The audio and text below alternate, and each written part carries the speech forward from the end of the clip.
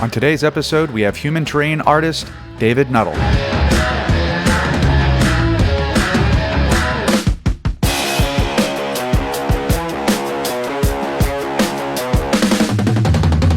All right, welcome to another episode of Draft Room. I am Tom. This is Design Podcast, and I'm more than thrilled to have my buddy on, David Nuttall from Arty Maps over at Low Mill here in Huntsville, Alabama.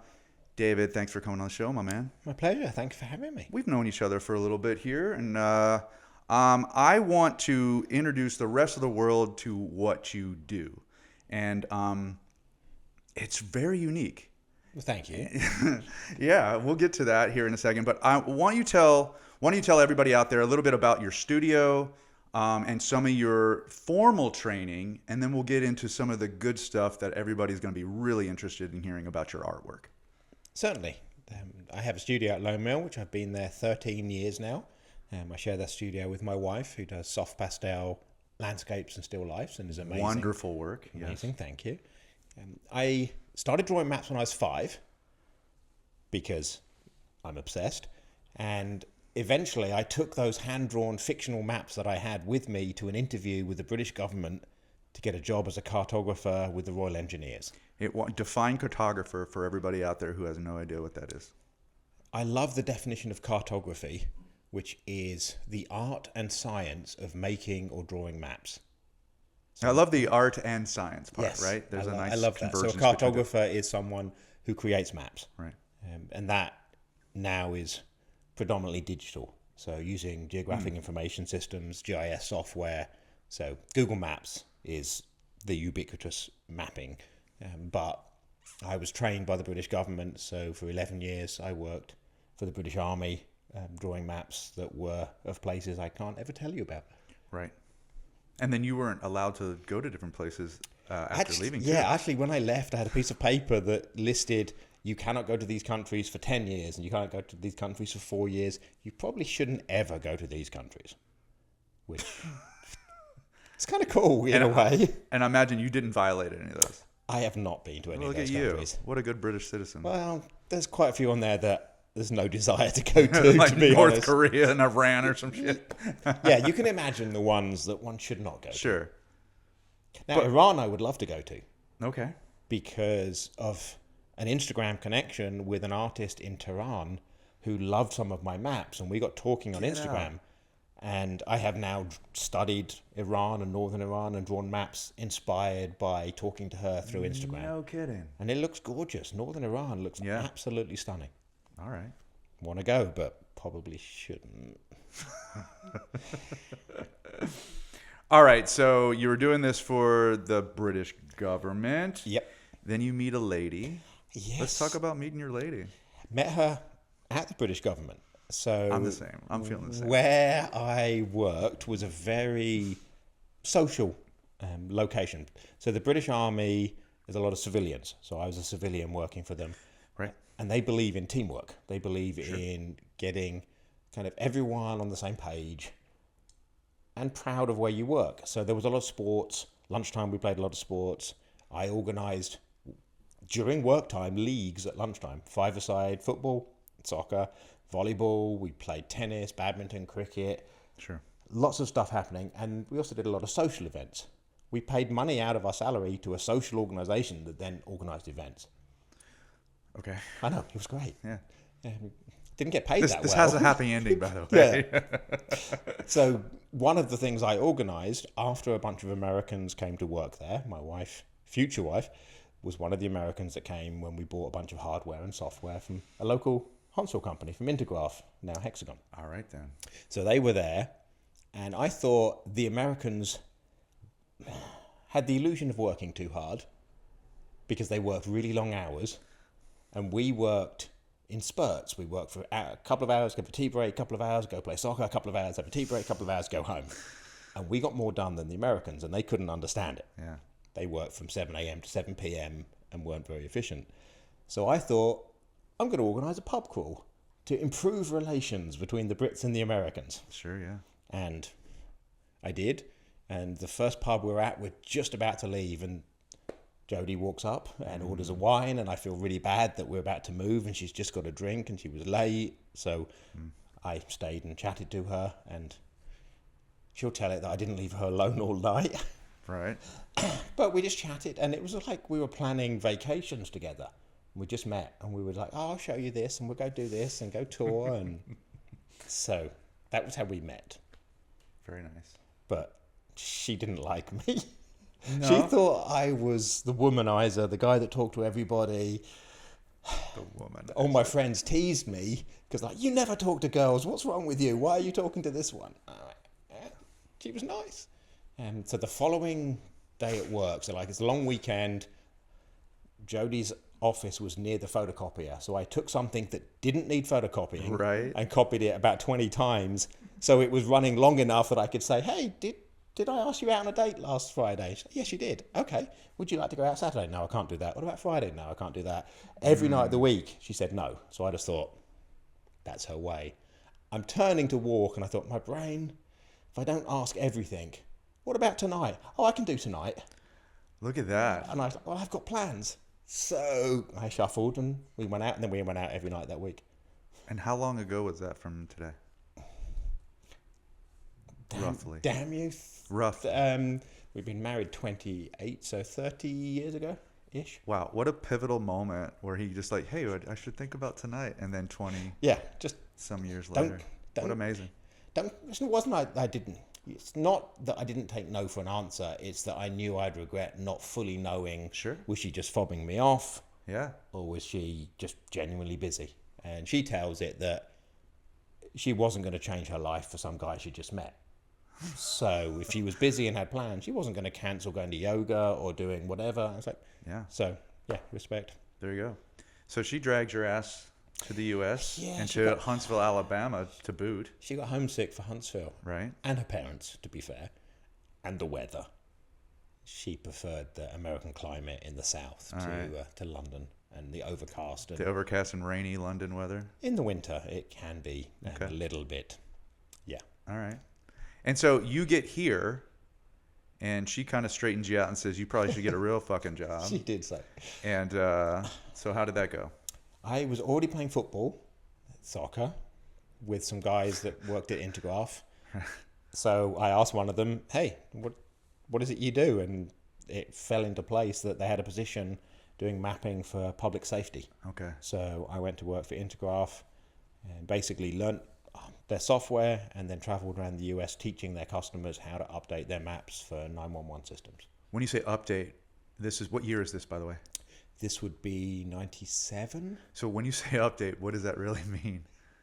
It was In 97. it was software. It was software. Yes. Okay. Not you're moving away from analog at that point. Yeah, it was Okay. rudimentary by today's standards, but it was database. Okay. It was, learning Oracle. All right. Yeah. Look at you in 97. I know this. There's a whole side of me that a lot of people coming to the studio don't realize that I have this side that knows how to do SQL Server queries and statements, and I can Yeah. update the time it takes to drive along a segment in seconds for a fire engine to change which one is the closest to a certain point at a certain time. Right. Which- But if anybody comes to your studio and looks at what you do, they see you very analog, very pen to paper, and drawing these. That 5-year-old self is still in Yeah, there. it kind of comes through, doesn't it? Yeah. All right. I've got maps from when I was 8, and I have never stopped doing hand-drawn maps, even to the point in tea breaks, working for the British government, I hand-drew fictional places Yeah. because I'm bonkers. Yeah. Okay. So we kind of covered a little bit of your professional cartographer life, right? Into the government, both countries here. Very interesting. Intergraph is no joke. It's a pretty serious, So at some point, you make some type of internal decision that you have some artistic side, right? And that it's worth kind of putting more time, effort, and then eventually developing a studio toward. So how did that kind of bubble up? I've always been doing things on the side. So I've always drawn maps. I'd sit in an airport waiting for a plane. I'd draw a map. I've drawn fictional airline routes in flight on planes, trying to make sure I draw smooth arcs in between turbulence because I like a challenge.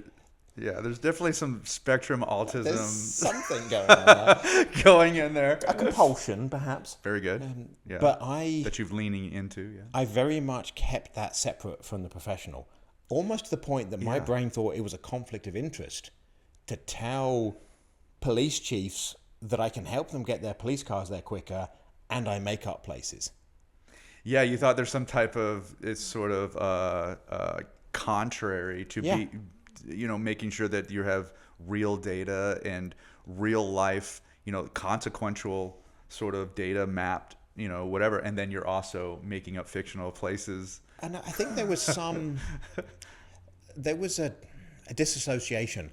I didn't consider my maps as art. So they were just something I did. My hand-drawn fictional places.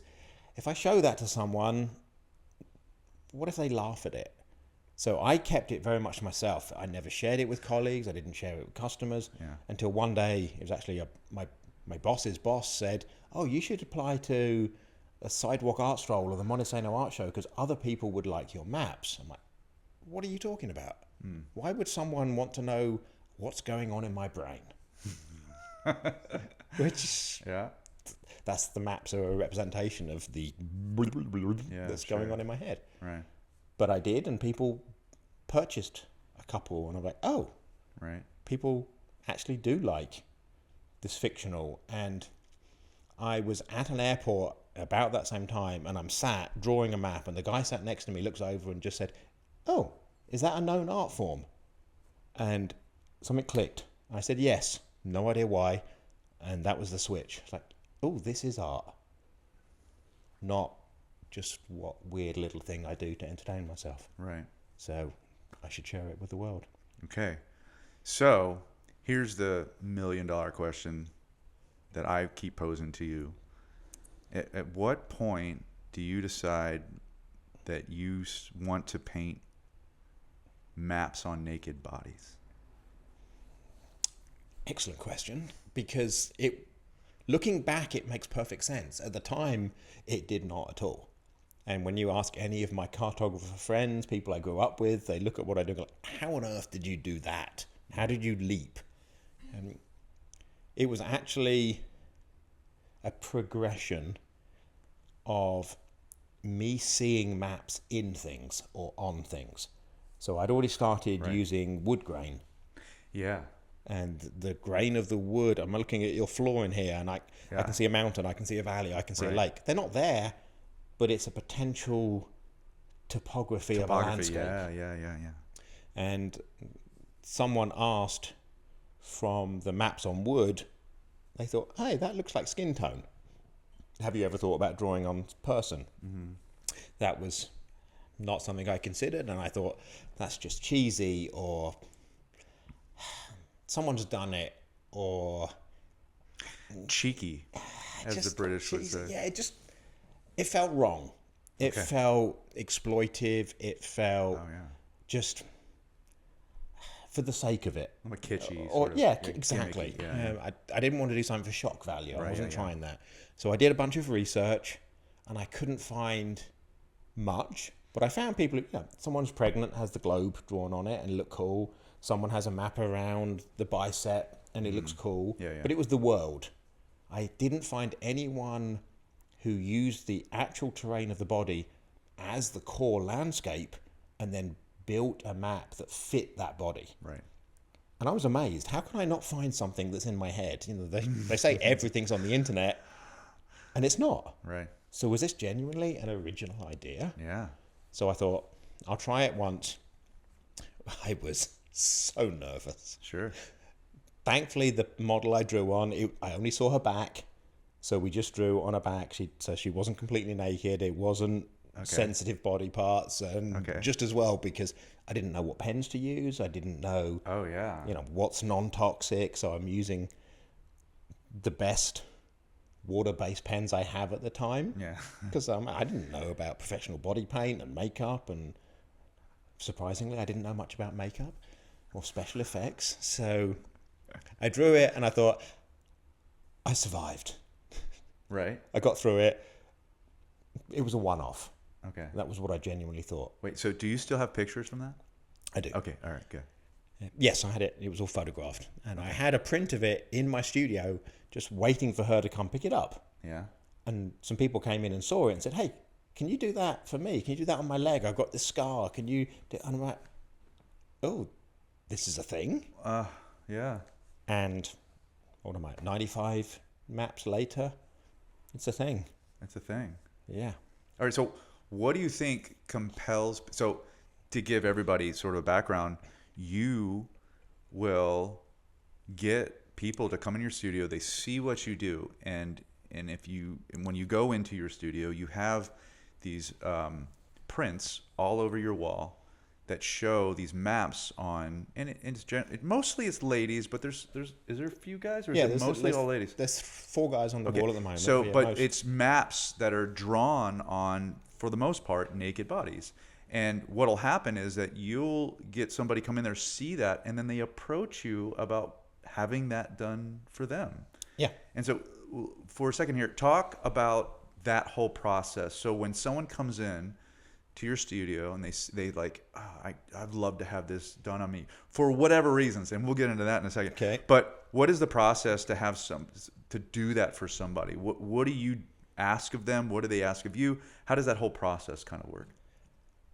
There's a few comedy moments that are involved sometimes, because people come in and it's fascinating to observe whether it's male or female or couples or just a group, how they react. And some like, I love maps and bodies, perfect. I'm like, okay. That's a weird small demographic of us, but that great. Venn diagram, Yeah, it's just interesting. The funniest starting point is people are confused because they're not quite sure what they're looking at. Some of them look like a map and they're not sure it's a body. Some of them look very clearly a body and they're not sure it's a map. Right. So the funniest question I've had multiple times is, are the models live? What? As opposed to, Yeah, I know, exactly. to cadavers? Is that what the... I always want to say, no, I've got a connection at the morgue. That's where I want to go. This studio is way weirder than you thought. Here we go. But to be professional, I don't normally say the inner monologue out loud. Yeah, that's a good idea. And I say, I prod them a little, because what they're really asking is it a photograph of a nude that I have digitally draped All right, in fair the middle enough. of a map? Fair enough. They don't know how to ask that question, so Okay, it comes out funny, and I explain. And so I'm like, oh, I love that. They then don't realize it's something they could have on themselves. They just assume these are just finished pieces. That's what they have to buy. Yeah. So during a conversation, I will try and read them a little bit, see if they're genuinely interested, and then I'll say, did you know you could have that on you? You could choose where your place is. So that's often the start. Okay. The completely different start is messages from Instagram or online where people say, hey, I really love your work. I'm interested, but scared or intimidated or don't know what it takes. Right. So from either approach, the first step is always, tell me where you want to meet for coffee that you feel comfortable so we can discuss this somewhere that you're happy talking. Right. And then Right. they need to understand what they're getting into and what it involves, and I need to understand their level of comfort. Because some people say, I want it all over my body, and then you start talking and they go, maybe not all over. Okay. So that conversation is, I found, best to have in a public place versus them feeling cornered or pressured inside my studio. Sure, yeah. Okay. And I've had a couple of conversations out at coffee shops where the table next to you is giving you really strange looks. What are you talking about? Which is funny, and if the person's enjoying it, you can then gauge their level of comfort and relaxation. And I will probably over-explain what it's like and some of the things that can happen, and that everyone has bodies and bodies can react and you never know what's going to happen. I just want you to have fully informed consent before we start. Sure. Yeah. Well, I want to make clear that what you also do is this really good research into the individual personally. What are the things that are important in their lives? What is their past? Where did they live? What is their... all these things. And when you are having those conversations, you are interpreting that. how do I take all that information and then literally map it to them, right? Absolutely. So that's and it's a every one of the maps that you're doing with a particular client is completely custom to their background and to who they are and all those stuff. And that's the point of those conversations you're having. Yes. So once they are comfortable, a lot of probing questions of their favorite places, colors sometimes, more so, do you hate certain colors? Because if I was drawing on you Yeah. and I made up the colors and we added pink and purple and you go, I can't look at this. I love pink and purple. Yellow, you don't put yellow on. See? Yeah. Most people have a, please don't put that color on me. So that's good to know. Okay. But where in the world, that kind of aspirational places sometimes. Sure. Others, it's, I want these 12 places represented. They're very specific. Very specific. So I think, okay, how do I morph those into a contiguous, seamless map? Right. Which is a challenge, Yeah. but it's a brilliant challenge because once we've had those conversations, again, I've not seen them. I don't know the terrain until we get into the session. So I have to take all that research and then design on the fly. Right. Because if they say they want Manhattan-esque, well, you need a pretty large flat space to have that big a gridded city.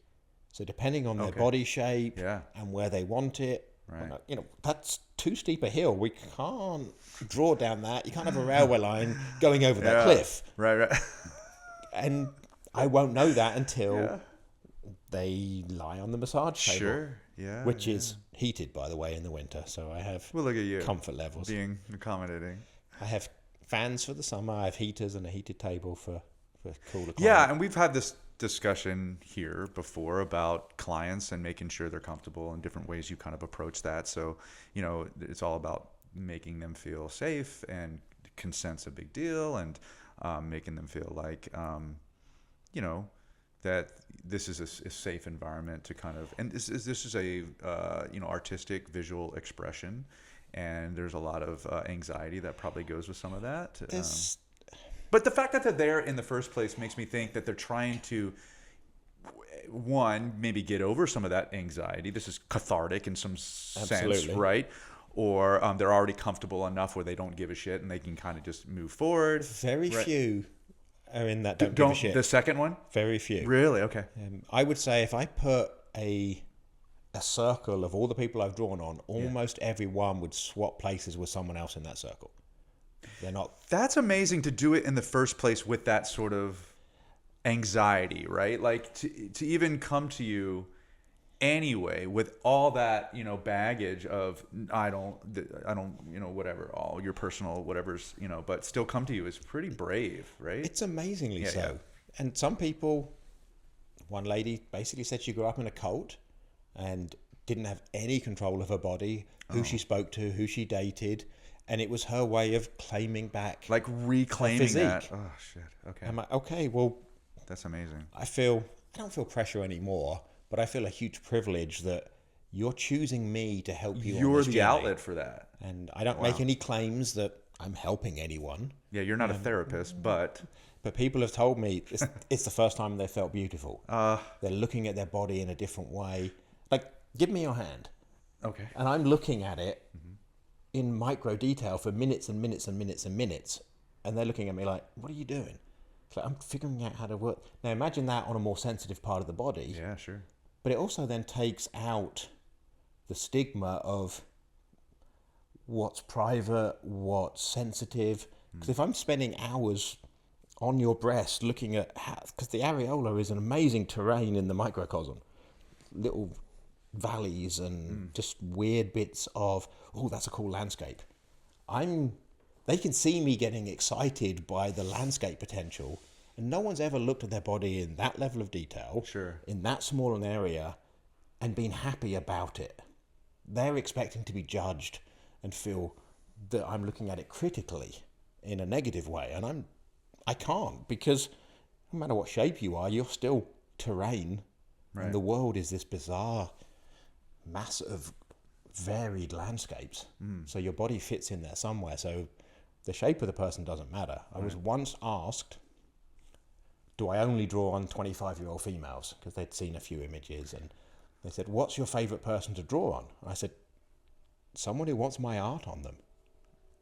And I have to confess, I stole that from a tattoo artist who was like, how honored am I to be able to do this for you? Sure.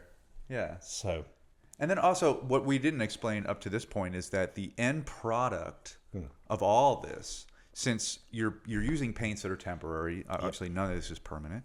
So the end product is the photography that you take, yes. and it's I'll let you kind of talk about it, but the end product is some type of print of their own body that you have you've taken photographs of, right? Yeah, I do all the photographs. I learned that early on. I had a photographer early on, and I realized that if I'm drawing on you for 5-6 hours, there's a level of comfort and understanding and intimacy that's happened, and the vulnerability aspect is huge. Sure. Someone else walks in, kind of breaks that up. and also that person's not been part of the conversation. Right. I'm designing the map while I'm drawing it. So the conversation during the map, you may say your favorite place in Europe was this hilltop castle that was actually turned into a history museum. Yeah. So I'm going to add that to your map. Okay.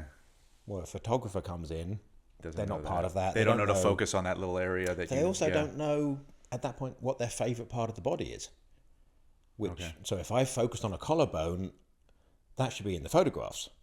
Sure. The photographer hasn't been part of that, so that's the first reason. The second reason was one of my early clients said that the photographer made her feel a bit uncomfortable because he was used to doing portraits, but maybe kind of working with models that knew how to pose. So his language explaining how to move and what to do was they're not models, they're not comfortable with that. Yeah. And then when I started researching, what does copyright law do here? If you take photographs of my work, do they own it? Who owns what? Yeah. And depending on how much they ask the person to move changes how much they own of the image. They're like art directing at that point. Yeah. So take all my own photographs, own the whole thing, makes the image release form and the contract with the model much easier. So so that was a long explanation to take the photos. The person gets to see as many of them as they want. Sure, yeah. So we have a session afterwards.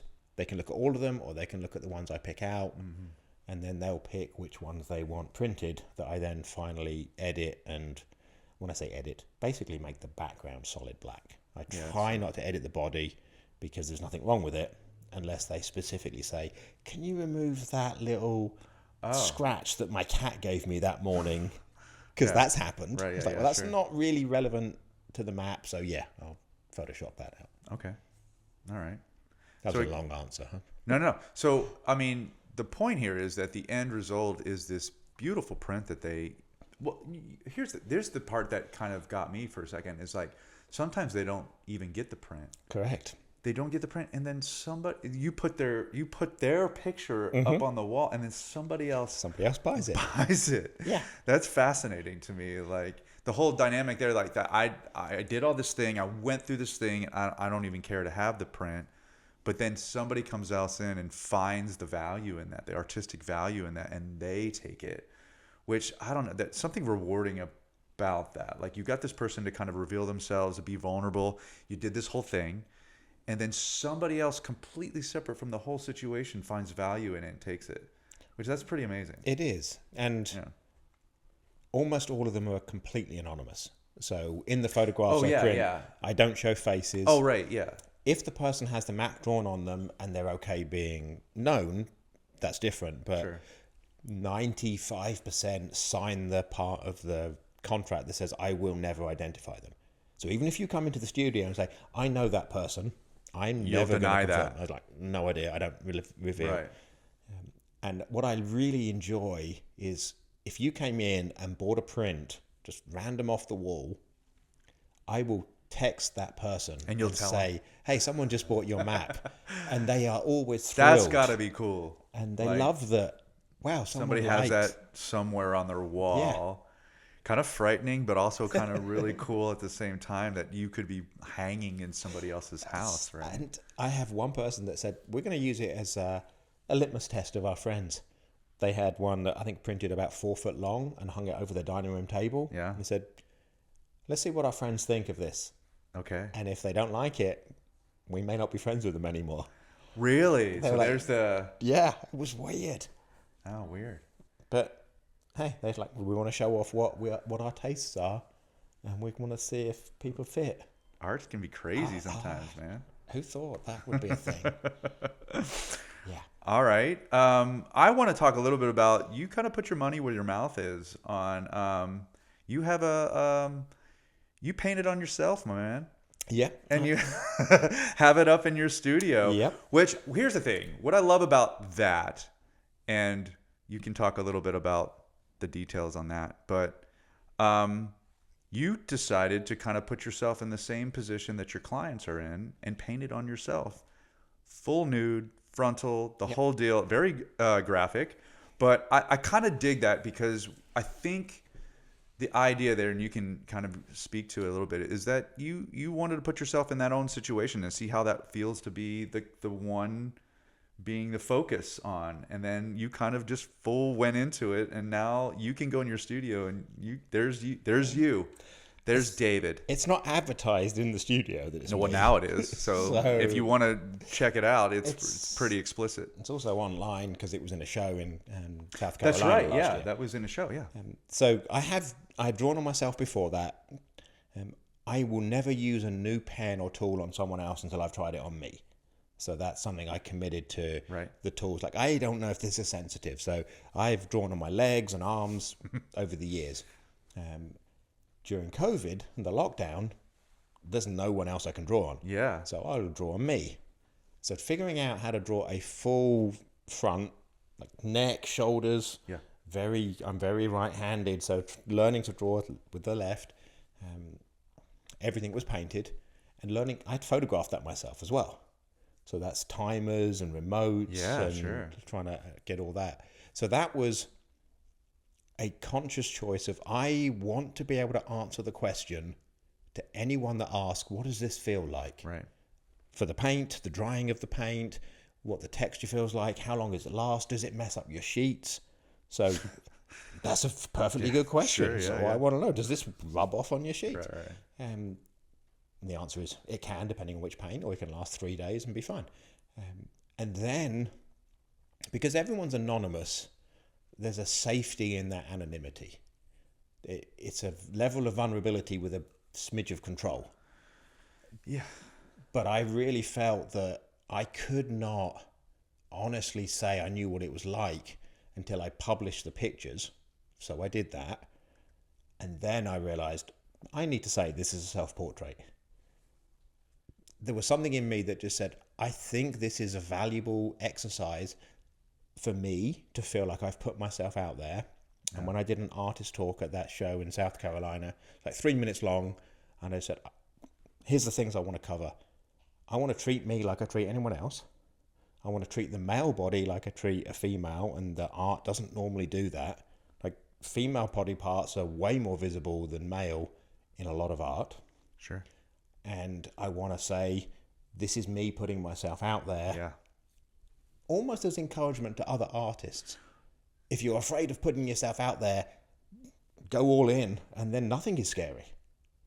No, yeah, exactly. And So, well, that's what I love about that particular thing, is that it's you doing the full thing that any client would have to do in order to kind of go through this. And I kind of love that, part of it. And one theme that keeps coming out from the people that I've talked to about you is how, what a good job you do in making people feel comfortable and safe, that consent. And it always, from everybody I've talked to about your artwork, you've always made the people that you've worked on feel like it was a positive experience. And that's hard to do when you're talking about people who don't necessarily love their own bodies, don't feel comfortable in themselves. It's a uphill battle to get them to feel like that whole thing was a positive experience. And from everybody I've talked to, you've done such a good job of that. And I think the fact that you did it to yourself and put yourself out there is one of the reasons why they feel that way, right? I can't speak for them, but I would imagine so. And since you filmed that, I sold that print. Oh, which one? The one of me. Oh, the one of you? Yeah. The one that was in your Yep. thing? Oh, so we can't even go in there and No, see it now? I You need to put a new one up. I got a replacement. Okay. Because I didn't want to lose that. Yeah. okay, it's there. Okay, good. But again, someone bought it. They didn't know it was me. It was a random person that came in and just. No kidding. I love that. It's like. By the way, if anybody didn't know, it's from here to here, and that's it. It's straight up. It's not. There's no mistake in what's happening in that picture. No, there's some greenery. Nice. Things are Nice painted work. green. And what I loved about that person buying it Yeah. was I got to feel that feeling that I send those texts to people who have their print purchased. Did you send a text to yourself? I should have done. Dude, I should have you're never recorded gonna it. believe this. I can't believe Someone straight up bought that frontal picture of you, my I never man. thought that would. I just genuinely thought it was there for display to complete the picture of this is what I do and that men are okay. I love it. And it. someone bought it. I'm like, wow, that's So good. Thank you. Once again, a conversation has perfectly ended itself. We can't beat that at all. So, David, thank you so much for coming in here. I'm such a huge fan of your artwork. I think everybody needs to be. Where can people find more about you, your artwork, Artie Maps, all that stuff? Where do they find that? Artie Maps is a good place to search because it's Instagram, Facebook, Blue Sky now. My website, YouTube. I'm toying with starting a Patreon because other social media is just not really what it's useful. I'm currently somewhat restricted on Instagram because they consider my work Because you're showing naked bodies? sexually explicit and suggestive. Okay. Even though it's not, and I always win the appeal, which takes months. Anyway, Artie Maps can be found anywhere, and I will respond to any message through any platform. Hey, and if you're in the South East region and you haven't been to Huntsville and the Low Mill Arts and Entertainment, it's a unique experience. There are over 100 some studio, maybe even more. 150 studios. 150 studios, art studios, unique studios in this brilliant sort of a place that was an old textile mill that they converted over to it. It's awesome, and David is one of many really talented artists there. So if you get a chance, come up by there, see that place, come to your studio, see what you do, and then maybe you get some people to come in and have them paint on you, man. Paint on me? You're gonna flip it? Oh, no, I meant you paint on them, but man, I feel like you would do the same. So if anybody asked you, that's a whole nother podcast where we can talk about people painting on you. Hey, David, thank you so much for coming. I really appreciate your time, man. Thank you so much for having me. Cool. Cheers.